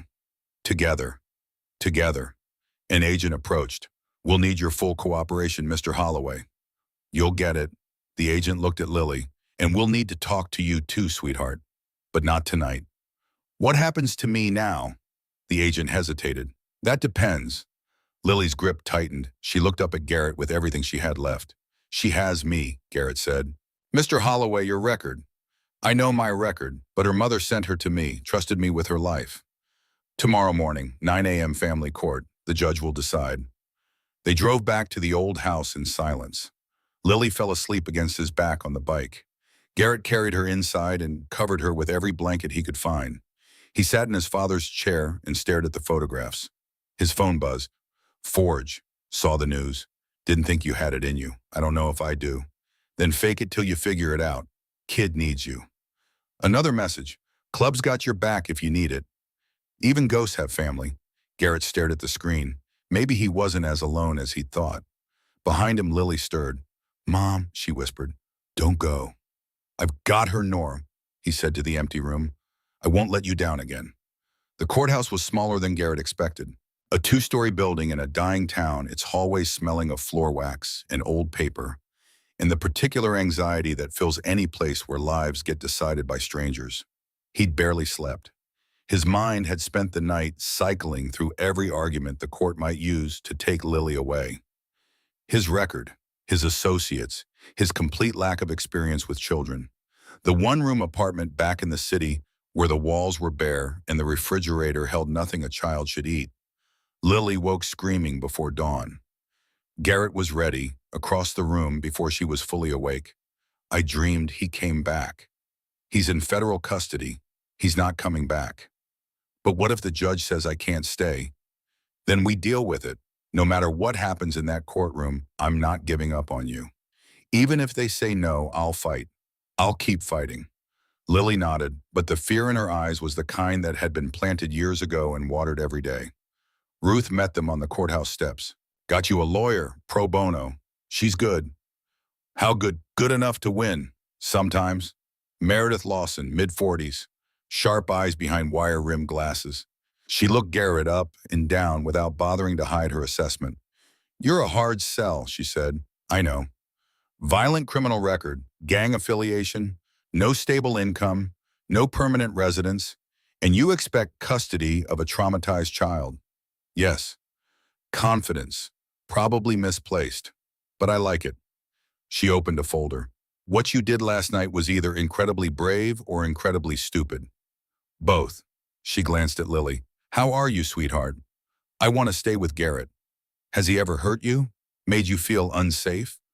No, he's the only person who's ever made me feel safe. Meredith's professional mask slipped for a moment. Okay, let's win this. The courtroom was small and wood-paneled, lit by fluorescent tubes that made everyone look slightly ill. It smelled like floor polish and old coffee and The particular tension that fills any room where someone's future is about to be decided by people who don't know them. Judge Evelyn Thorne sat at the bench, late 60s, gray hair cut short and practical, reading glasses perched on her nose. She had the face of a woman who'd spent decades listening to people explain why their worst decisions should be forgiven, and who had learned to tell the difference between genuine remorse and performance. Lily sat in the gallery with Ruth, while Garrett took his place at the defendant's table beside Meredith. He was wearing the only button-down shirt he owned, borrowed from Forge, who'd had it couriered from the clubhouse, along with a note that said, "Don't fidget and don't swear." The prosecutor from Child Services was a young woman named Foster. She was organized, articulate, and clearly believed this was an open and shut case. A child needed protection. A convicted felon was not protection. The math was simple. Your Honor, the state's position is clear. Lily Mercer is a vulnerable minor requiring a stable, nurturing environment. Mr. Holloway is demonstrably unfit. Convicted felon. History of violence. 3 years for aggravated assault. Member of a criminal organization. No experience with children. No stable housing. No legitimate employment. His background is fundamentally incompatible with the needs of a traumatized child. Each word landed like a brick. Garrett felt them stacking up, building a wall between him and Lily that he didn't know how to climb. He saved her life, Meredith countered. While every institution failed, he stepped up. He risked his freedom and his life to protect this child from a trafficker with federal connections. Heroism doesn't equal fitness. Neither does paperwork. Judge Thorne raised her hand. I want to hear from the child. Ruth brought Lily forward. The girl looked impossibly small in the witness area, her feet barely touching the floor. But her back was straight and her eyes were clear, and when she looked at the judge, she didn't look away. Lily, the judge said, her voice unexpectedly warm. Do you understand what we're deciding? You're deciding if I can stay with Garrett or go with strangers. Not strangers, foster parents, trained. I don't want trained people. I want my family. The courtroom went still. Somewhere a chair creaked. The clock on the wall ticked 3 times before anyone spoke. Tell me about staying with Mr. Holloway. Lily was quiet. When she spoke, each word was chosen with the precision of someone who knew that words were all she had left. He makes me feel like my mom is still here. Like I'm not completely alone. He listens when I have nightmares, and he doesn't get annoyed when I cry, and he doesn't tell me to be brave because he knows I'm already being as brave as I can. She paused. He reminds me that I'm still me, after everything. Foster stood, with respect, a traumatized child's attachment to a rescuer. I know exactly what it is, Judge Thorne said sharply. 30 years on this bench. She turned back to Lily. What scares you about foster care? That I'll disappear. Mom told me about kids who went in and nobody heard from them again. I don't want to be forgotten. I don't want people who didn't know my mom who see me as a number. Her voice cracked. I want someone who remembers her, who can tell me what her laugh sounded like when she was little. Judge Thorne was quiet for a long time. Then she looked at Garrett. Stand up. He stood, heart hammering. I've read your record. It's extensive, not the resume of a guardian. No, Your Honor. Why should I believe you won't fail this child? Every eye in the room, Meredith, Ruth, Foster, Lily, looking up at him with everything riding on what came next. Because she's all I have left of my sister, because Nora believed in me when nobody else did. Because that little girl walked through a blizzard to find me trusting I'd keep her safe because her mother told her I was worth trusting. He stopped, swallowed. I've spent 15 years being exactly what everyone expected. The criminal, the dropout, the lost cause, and I'm tired of it. I want to be the man my sister thought I could be. The man Lily needs me to be. I don't know how yet, but I'm willing to learn. What happens when it gets hard? Nightmares every night, acting out, completely overwhelmed. Then I get help, therapy, classes, whatever it takes. You know the consequences if you fail. She goes to the system, I go back to prison. And you're willing to risk that. I'm willing to risk everything. Judge Thorne studied him. Then she looked at Foster. What's your recommendation if I deny this? Immediate foster placement. Standard protocol. And when she runs, when she tries to find him, Foster hesitated. Additional precautions. You mean a locked facility, a 7-year-old abuse survivor treated like a flight risk. Your Honor. Don't. Judge Thorne turned back. I'm granting temporary emergency guardianship, 60 days, weekly social worker visits, parenting classes, stable housing, random drug tests. If you slip once, she's removed. No warnings. Garrett's legs nearly gave out. Yet, Your Honor. Lily, do you understand this might be difficult? As long as we're together. Then we're done. Mr. Holloway, don't make me regret this. They left the courtroom into blinding sun on snow. Lily grabbed his hand and wouldn't let go. Colton Pruitt was waiting on the steps. Heard you won. For now. That's all any of us get. He handed Garrett a card. I'm testifying against Hargrove and the others. Might get messy. They'll come after you. Probably, but I'm done being afraid of the wrong people. Ruth left. Meredith left with a list of things Garrett needed to do in 48 hours. Then it was just the two of them. What now? Lily asked. Now we figure out how to be a family. Do you know how? Well, even a little, but we'll learn. The first week nearly broke him. Lily had nightmares every single night, screaming, thrashing, calling for her mother. Garrett would hold her until the shaking stopped, whispering words he wasn't sure he believed, watching the clock crawl toward dawn. During the day, she barely ate, barely spoke, just sat on the couch staring at the photograph like it was the only real thing left. He tried to cook for her, scrambled eggs the first morning, because it was the only thing he knew how to make that didn't come from a can. He burned them. The kitchen filled with smoke, and Lily came running from the living room, eyes wild with panic, and it took Garrett 10 minutes to convince her the building wasn't on fire, that they didn't need to run. That was when he understood. Every sudden noise, every unexpected movement, every change in the air was a threat to this child. Her nervous system had been wired for danger from the moment she was born. She didn't know how to exist in a space that wasn't trying to hurt her. The second day he took her to a diner for breakfast, she ordered the cheapest thing on the menu without looking at the prices, and when the waitress brought extra toast without being asked, Lily looked at Garrett like it was a trick. It's okay, he said. You can eat as much as you want. She ate slowly, methodically, wrapping the extra toast in a napkin and putting it in her pocket when she thought he wasn't looking. You don't have to save food, Garrett said gently. There'll be more. Lily stared at him. Mom always saved food, just in case. In case of what? In case we had to leave fast. In case there wasn't any more. Garrett looked at the napkin in her pocket, at the half-eaten toast inside it, and felt something crack in his chest that he didn't know how to fix. The social worker came on day 3. Diane Carver, clipboard, sensible shoes, eyes that had cataloged every lie a failing parent could tell. She looked around the rental Garrett had secured with help from the club's Safe House Fund.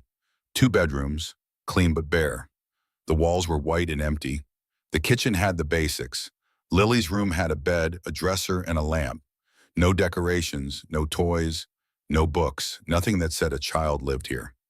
The child needs more than 4 walls, routine, structure, stability.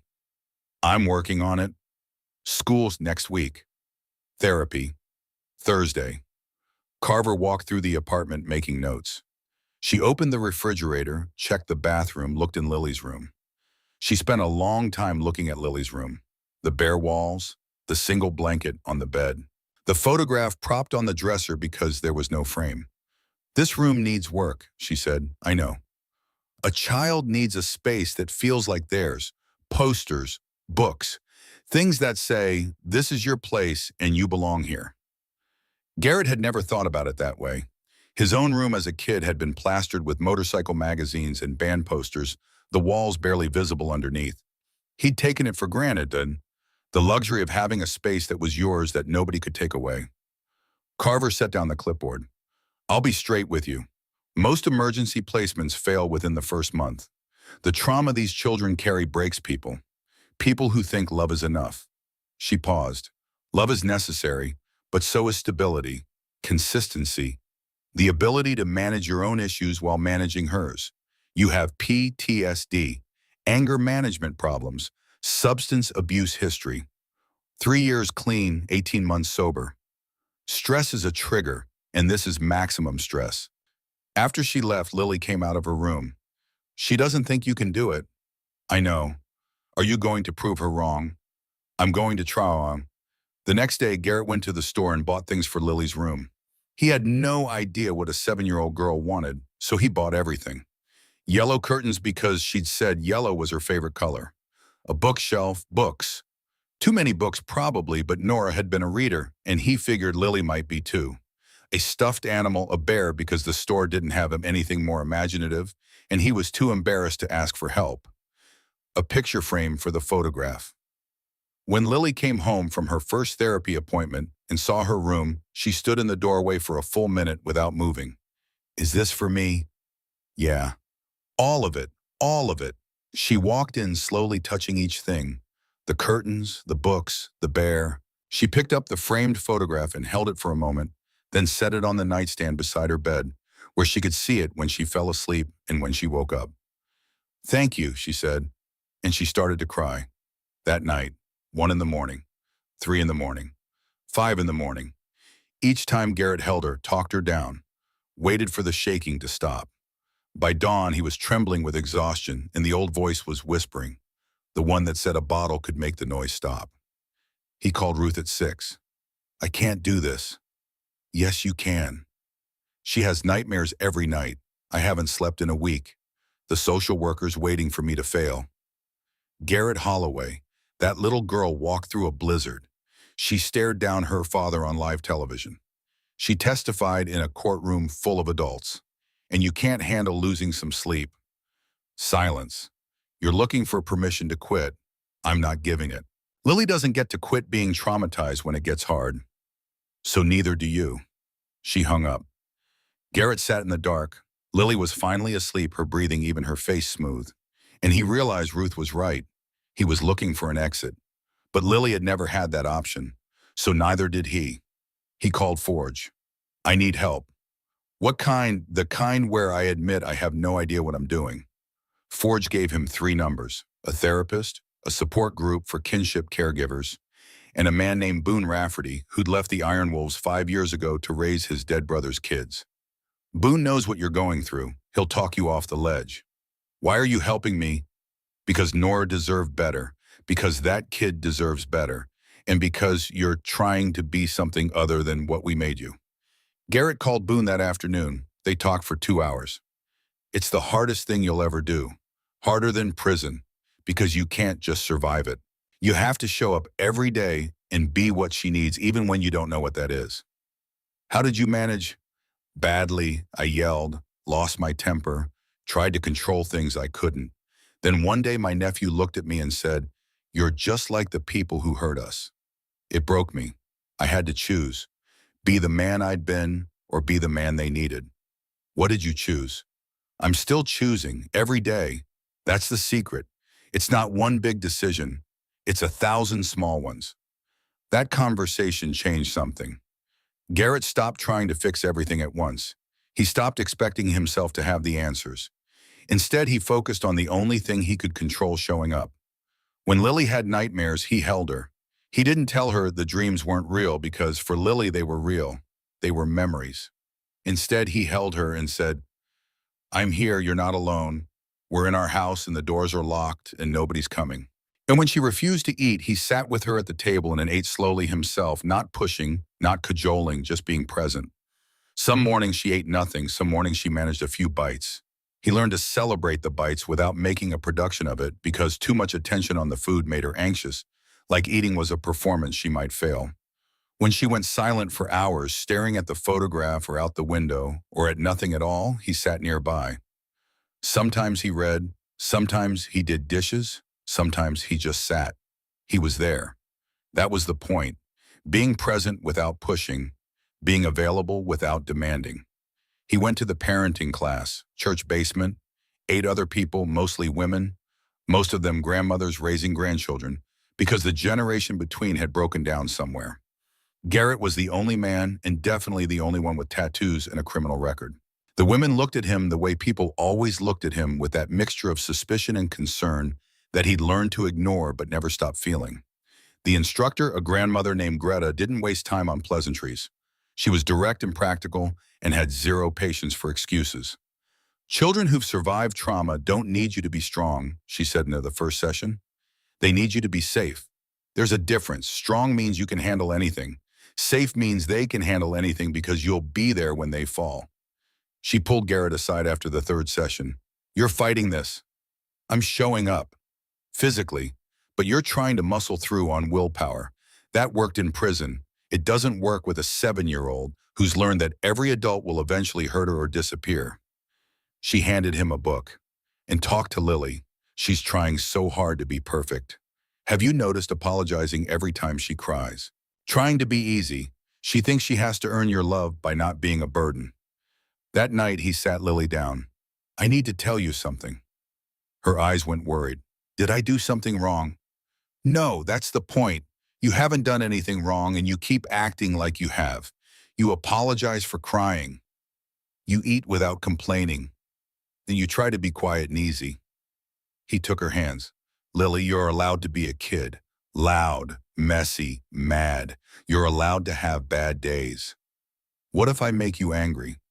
We'll work through it. What if I'm too much trouble? You could burn this house down and I'd still be here. Lily stared at him. Then everything broke loose. She cried, really cried, deep body-shaking sobs from somewhere ancient and wounded. She cried for her mother, for the motels and the running and the fear, for the childhood she never had, for all of it. Garrett held her through every second, didn't try to stop it, didn't try to fix it, just let her feel. When it passed, she was exhausted, but something in her eyes had changed, something lighter. I miss her so much. I know, me too. Does it get easier? I don't know, but we'll find out together. Slowly, things shifted. 2 weeks in, Lily smiled. Just a small one watching a bird on the windowsill. 3 weeks in, she ate a full meal without coaxing. 4 weeks in, she asked to go to the park. The park was nearly empty. Lily sat on a swing but didn't move, just held the chains. Want me to push you? I don't remember how. How to swing, how to play, how to be like other kids. Garrett sat on the swing beside her.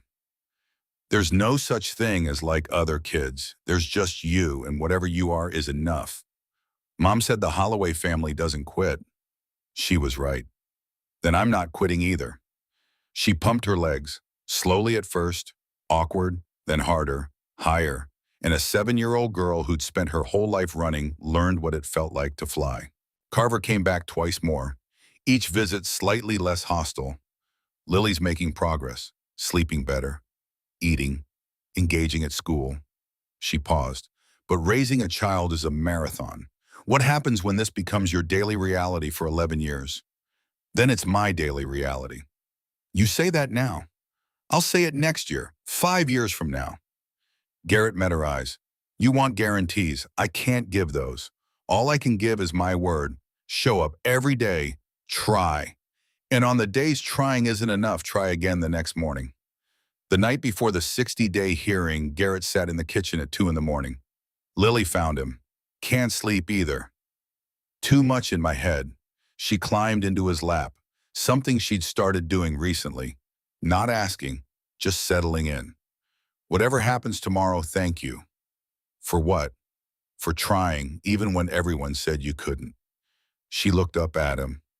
Mom was right about you. She said you were strong, not because you don't break, because you keep going after you do. Garrett couldn't speak, his throat sealed shut. Lily hugged him. I love you. 3 words, simple, devastating, perfect. I love you too, kid. They sat until dawn, 2 people learning what family meant. The courtroom was fuller this time. Ruth, Meredith, Prewitt, Boone Rafferty, who'd driven 4 hours and showed up in a clean shirt and pressed jeans looking nothing like the outlaw biker he had once been. Even Ford stood in the back, arms crossed, his weathered face giving away nothing except the fact that he was there, which was everything. Lily sat beside Garrett in a dress Ruth had bought her. She'd never worn a dress before, and she kept smoothing the fabric over her knees like she wasn't sure it was real. Her hair was brushed and braided, something one of Ruth's women had done that morning, and she looked small and clean and fragile in a way that made Garrett's chest ache. He reached over and took her hand. She squeezed back. The courtroom clock ticked. The fluorescent lights hummed. Somewhere outside, a car horn sounded the ordinary world going about its ordinary business, unaware that inside this small room everything was about to be decided. Ms. Carver, your recommendation. Diane Carver stood. She held her clipboard, the same clipboard she'd been carrying every time she walked into Garrett's apartment. The clipboard that had come to represent everything he was afraid of. She looked at it for a moment. Then she set it on the table. Your Honor, when you granted temporary custody 60 days ago, I was skeptical. I want to be honest about that. Everything in my 22 years of experience said this placement would fail. The statistics said it would fail. Mr. Holloway's background, his history, the severity of Lily's trauma, all of it pointed to an outcome I've seen too many times before. Garrett's stomach dropped. Here it comes, he thought. Here's where it all falls apart. However, Carver paused. She looked at Garrett, and something in her expression was different from every other time she'd looked at him. It wasn't suspicion. It wasn't professional detachment. It was something closer to respect. Over the past 2 months, I've watched Mr. Holloway defy every expectation. Not just mine, everyone's. He's attended every parenting class, every therapy session, every home visit. He hasn't missed a single one. Not when he was exhausted, not when Lily was having her worst nights, not when the rest of his life was falling apart around him. Garrett couldn't believe what he was hearing. He found stable housing. He maintained his sobriety through conditions that would have broken most people. He built a support network from nothing, reaching out to people he'd walked away from years ago and asking for help, which for a man like Mr. Holloway may have been the hardest thing he's ever done. Ruth was crying silently in the gallery. Boone was nodding. Most importantly, he's given Lily something the foster care system, with all its resources and protocols and good intentions, cannot provide. A connection to her mother's memory. A sense of belonging to a family, a history, a story that's bigger than her pain. An unconditional commitment to her healing. Carver paused. When I asked Lily last week if she felt safe with Mr. Holloway, she didn't say he was strong. She didn't say he protected her. She said he's not trying to replace my mom. He's trying to honor her. The courtroom was completely silent. Carver looked at Garrett. That's not something you learn in a parenting class. That's not something you can teach or train or mandate. That's character. And it's the single most important thing a traumatized child needs from the person raising them. Judge Thorne nodded slowly. Mr. Holloway, stand. Garrett stood. His legs were shaking so badly he wasn't sure they'd hold. 2 months ago, I took a risk against every protocol I've built my career on. She paused. You haven't just met my expectations. You've exceeded them. Garrett couldn't breathe. I'm granting permanent legal guardianship of Lily Mercer, effective immediately. Lily launched herself at him and crying and laughing, arms around his neck. Ruth was weeping.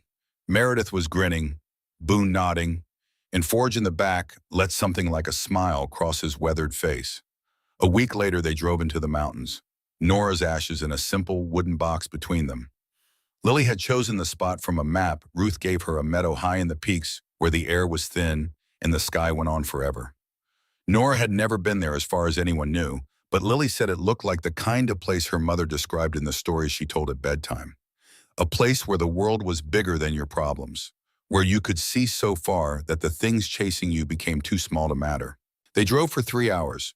The roads climbed steadily, winding through forests of pine and aspen, past frozen lakes that reflected the sky like mirrors, past small towns that clung to the mountainside like afterthoughts. Lily pressed her face against the window and watched the world scroll by, her hand resting on the wooden box between them. She'd been quiet all morning. Not the frightened silence of those first days, not the exhausted silence of the weeks that followed. This was something different, contemplative, like she was preparing herself for something she knew would hurt, but understood was necessary. Garrett parked at a trailhead and they started walking. He carried the box. Lily carried the photograph. The trail was steep and rocky, switchbacking up through dense forest before opening out onto a series of alpine meadows that climbed toward the peaks. They stopped twice to rest. Both times Lily refused to be carried. I want to walk. Mom walked her whole life. She walked when she was tired. She walked when she was scared. She walked when her feet bled. I can walk this. Garrett didn't argue.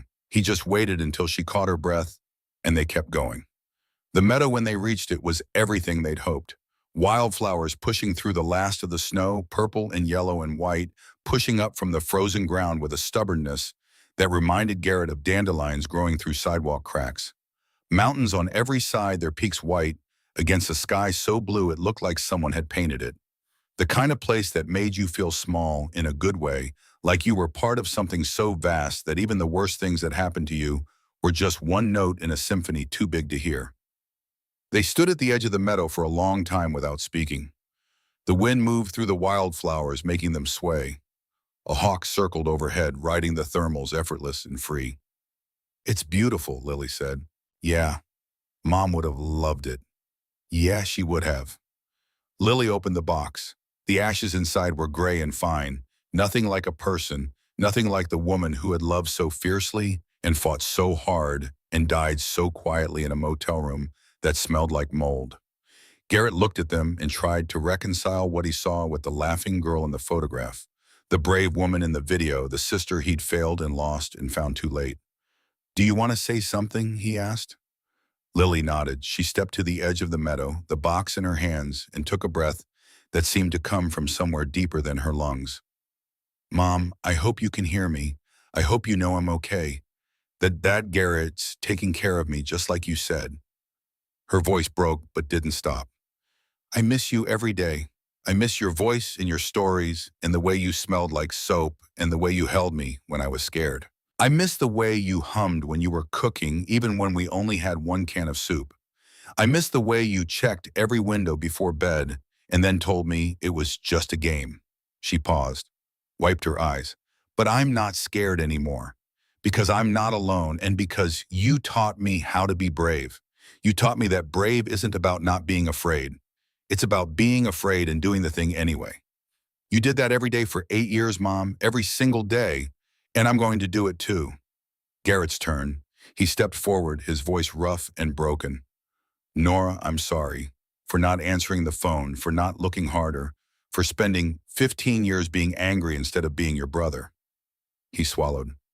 "I wasted so much time. I wasted it on pride and rage and the kind of stupidity that men convince themselves is strength. And while I was wasting time, you were running and fighting and protecting your daughter with everything you had." He looked at Lily, then back at the mountains. "But I've got her now, and I swear to you I'm going to spend the rest of my life making sure she knows how much you loved her, how hard you fought, how brave you were. She's going to know your stories and your songs and the way you used to read books under the covers with a flashlight when you were supposed to be sleeping. She's going to know all of it, because you deserve to be remembered, not as a victim, not as a headline, as the bravest person either of us ever knew." Together they tilted the box and let the wind take the ashes. They rose and scattered, mixing with the wildflowers, and the mountain air carried upward by the same wind that made the hawk circle and the grass sway, becoming part of something bigger than any one person's pain or any one person's life. Lily cried, Garrett cried, and somewhere in the thin, clean air above the meadow, Nora was finally free. They sat in the wildflowers for an hour afterward, not talking, just being there in the place where they'd left her, watching the light change on the mountains as the sun moved across the sky. Lily picked wildflowers and arranged them in a small circle on the ground, a memorial made of color and life. And when she was done, she placed the photograph in the center and sat back. "There," she said, "now she has a garden." Garrett couldn't speak.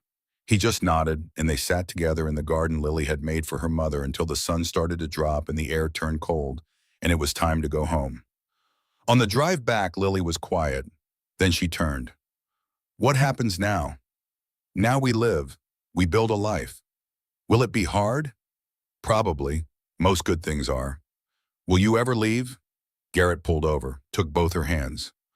"Lily Mercer, I'm not going anywhere. Not tomorrow, not next year, not ever. You're stuck with me. Promise, promise." She smiled, a real smile, the kind that lit up everything.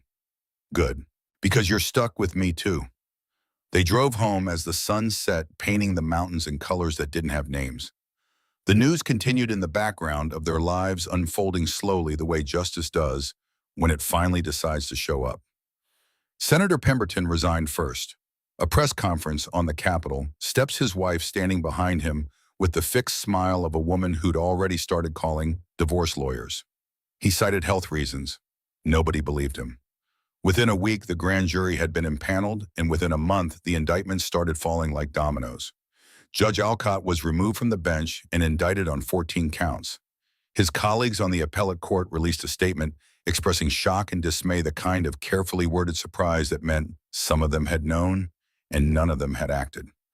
FBI agent Merrick pleaded guilty to 19 federal charges in exchange for cooperation.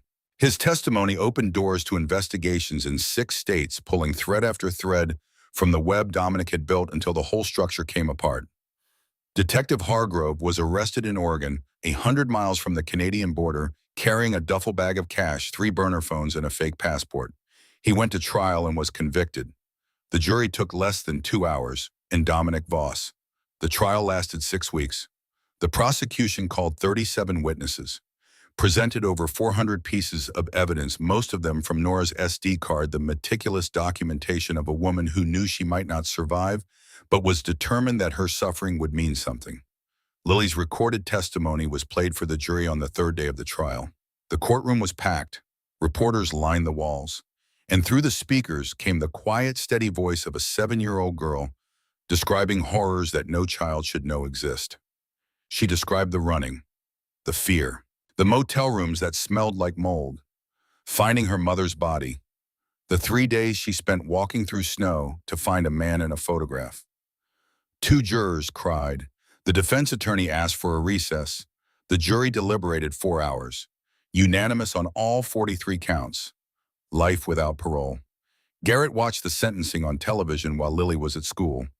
He sat in their living room in the house they'd made into a home and watched Dominic Voss disappear behind the machinery of justice. The man who had destroyed his sister. The man who had terrorized his niece. The man who had built an empire on other people's pain and called it business. He didn't feel relief. He'd expected to, had imagined this moment for months, pictured the satisfaction of watching Dominic led away in chains. But what he felt instead was heavy, tired sadness. Sadness for Nora, who should have been here to see it. Sadness for all the years she'd spent running. Sadness for the girl she'd been sitting on the porch steps reading books, planning a life that would be taken from her by a man she trusted. Underneath the sadness, though, there was something else. Not triumph, not joy, something quieter. The faintest trace of peace, like a door closing on a room he'd never have to enter again. 6 months after the blizzard, Lily stood in front of her 2nd grade class for show and tell. She'd been nervous all morning. Garrett had found her sitting on her bed at 6 a.m. fully dressed, the photograph in her lap, practicing what she wanted to say under her breath. He'd made her breakfast scrambled eggs that he'd finally learned not to burn, and she'd eaten half of it before pushing the plate away. What if they don't understand, she'd asked. Then you explain it again. And if they still don't understand, that's okay too. Some things take a while. What if they think I'm weird? Garrett had knelt down in front of her. Lily, you walked through a blizzard by yourself when you were 7 years old. You stared down a man with a gun. You spoke in a courtroom full of adults. You can handle 2nd grade. She'd smiled at that. A small one, but real. Now she stood in front of 23 children and one teacher holding the photograph carefully in both hands. The edges were more worn than ever. The tape along the creases was starting to yellow, but the faces were still clear. A young man and his little sister standing in front of a house smiling like the world was made of nothing but good days. This is a picture of my Uncle Garrett and my mom when they were kids, Lily said. Her voice was steady, clear. My mom died, but before she died, she made sure I found him. She held the photograph up so everyone could see. She hid a message inside this picture so I would know where to go, and I walked a really long way to find him, and he kept me safe. The classroom was silent. 23, 7, and 8-year-old sitting cross-legged on the carpet staring up at Lily with wide eyes. Now we're a family, she continued. Not the kind you're born into, the kind you choose, the kind you fight for. She lowered the photograph. My uncle says the best families aren't the ones that look perfect from the outside. They're the ones that show up for each other even when it's hard, especially when it's hard. The teacher smiled, her eyes bright. That's a beautiful story, Lily. It's not a story, it's what happened. That evening, she showed Garrett the gold star her teacher gave her Thurman. She held it up with both hands, grinning so wide her face could barely contain it. I told everyone about us. What did you say? That you're my family, that you saved me. She paused, considering. That we saved each other. Garrett pulled her into a hug. This fierce but brilliant, unbreakable child who had walked through hell to find him, and in doing so had given him something he didn't know he'd lost. A reason to be better than he was. The photograph sat on the living room wall now in a proper frame, surrounded by new pictures that had accumulated over the months like evidence of a life being built. Lily's first day of school, gap-toothed grin, backpack bigger than she was, yellow lunchbox that matched her curtains. Garrett and Lily at the park, captured mid-swing by Ruth, who'd insisted on coming along and had spent the afternoon taking pictures like a proud grandmother. Ruth and Lily baking cookies in the shelter kitchen, both covered in flour, both laughing. Lily and Boone Rafferty's kids at a birthday party, 7 candles on the cake, Lily blowing them out with her eyes squeezed shut, making a wish she wouldn't tell anyone. A family built from broken pieces, stronger for having survived the breaking. In the quiet evenings when Lily was asleep and the house settled into its nighttime sounds, Garrett would sit and look at the photographs and think about how strange life was. How the worst storm he'd ever ridden through had delivered the best thing that ever happened to him. How a dead woman's desperate hope had turned out to be exactly right. He still had hard days, still woke with his fists clenched, ghosts of prison in the club crowding close. Still went to therapy. Still called Boone when the walls pressed in. Still submitted to home visits and drug tests and all the small humiliations of proving he deserved the trust he had been given. But he showed up.